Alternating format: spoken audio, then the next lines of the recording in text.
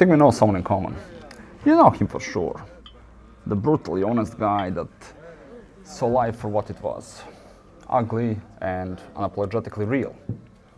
Yet, he turned the truth into poetry. He was a drunk, a misfit, a philosopher of the damned, and honestly a role model for every drunk artist out there.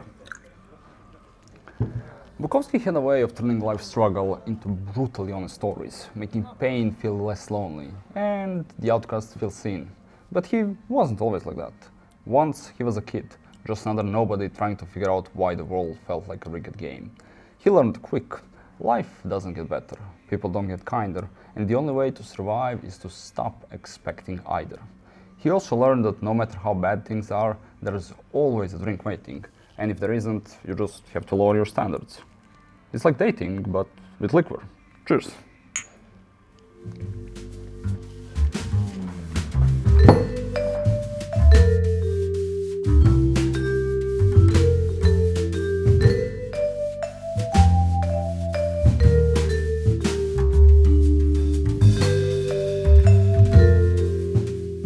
Chapter 1. A Father's Love. Well, love. Henry's childhood wasn't just difficult, it was a war zone. His father, a towering figure of rage and disappointment, believed discipline was best delivered with a belt. It didn't matter if young Henry had done something wrong or if the old man just had a bad day. The beating came quite regularly, methodically, and with a kind of cold precision that turns a child into something harder, something detached. One day, Henry's father came home, took off his belt, and beat him for a lawn that wasn't cut to perfection. The boy had done his best, but in his father's eyes, it was never enough. I remember one interview in which he said that his father used to lay down on the grass to see if every blade of the grass was cut. It never was. Chinaski lay on the floor afterwards, his skin burning, his body trembling, not with fear, but with quiet, growing rage. He realized something in that moment. No matter how hard he tried, the beating would come. There was no escape, no fairness. So why try at all? It was easier to take the pain, to absorb it like a sponge, than to turn his heart to stone. So he grew up expecting nothing. Not kindness, not fairness, not warmth. And when you expect nothing, you stop fearing the worst. Maybe that's why, years later, he could stare life's ugliness in the face and laugh. Not because it was funny, but because it had already lost its power over him. Unfortunately, this was Henry's family, a slow, painful lesson in indifference. Or, as Bukowski might put it, some fathers teach their sons how to throw baseball. Mine taught me how to drink, without spilling. He might have said that, I don't know, he probably said that at some point, right?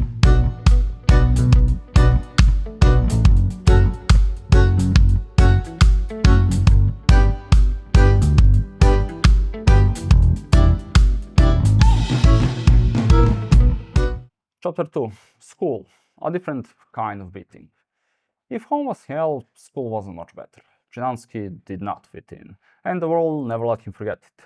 He was poor, awkward, and covered in acne so severe it made his face look like the raw meat. Kids stared, teachers dismissed him, girls, they barely acknowledged his existence. If childhood was about learning your place in the world, Chinaski learned early. He was an outsider, a freak, someone to be laughed at or ignored. The boys at school were no better than his father. They didn't need belts to hurt him, just words, fists, and laughter.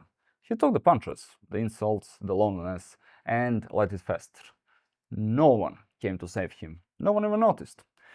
There's a scene in Hammond Rye where Henry walks into school with fresh boils on his face. The teacher looks at him with disgust and moves his desk to the back of the classroom, like he's contagious. The whole class laughs. Chinaski doesn't cry, he just sits there, staring ahead, letting the shame sink in like a second skin. That's how it went. No heroic moments, no revenge, just a slow acceptance that life would always be this way. But if there was one thing school gave him, it was the books. Jesus, fuck, he sounds like me. Holy fuck. Okay. The library became his escape, his weapon. He devoured Hemingway, Dos Passos, D.H. Lawrence, writers who spoke in a way that the real world never did. He found something there, a voice, a purpose, a tiny flicker of rebellion. If the world wouldn't have him, fine. He'd create a new world, a new one in his stories. And eventually, that's exactly what he did.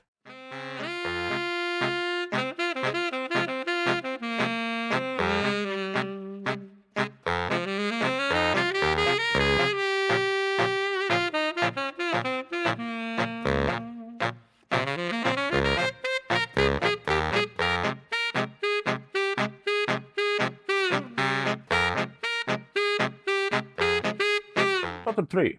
Alcohol, a friend and a curse. Chinaski's first drink wasn't just alcohol, it was epiphany. The first sip, the warmth creeping through his chest, was more than just intoxication, it was relief. The world didn't feel so sharp anymore, the loneliness dulled, the fear shrank.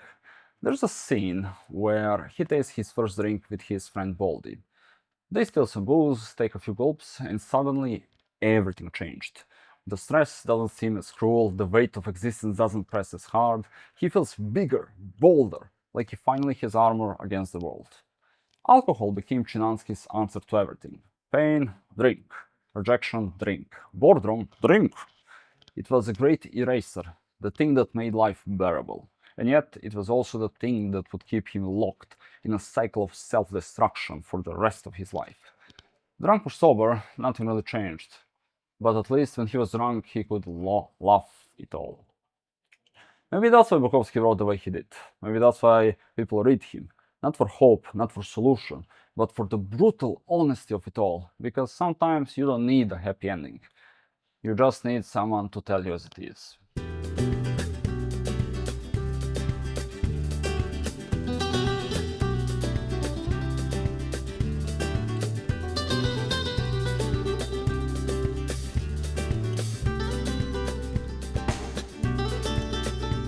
Chapter 4. The sandwich, a symbol of defeat. It's not just a sandwich, it's a metaphor for survival, for the bare minimum, for getting by.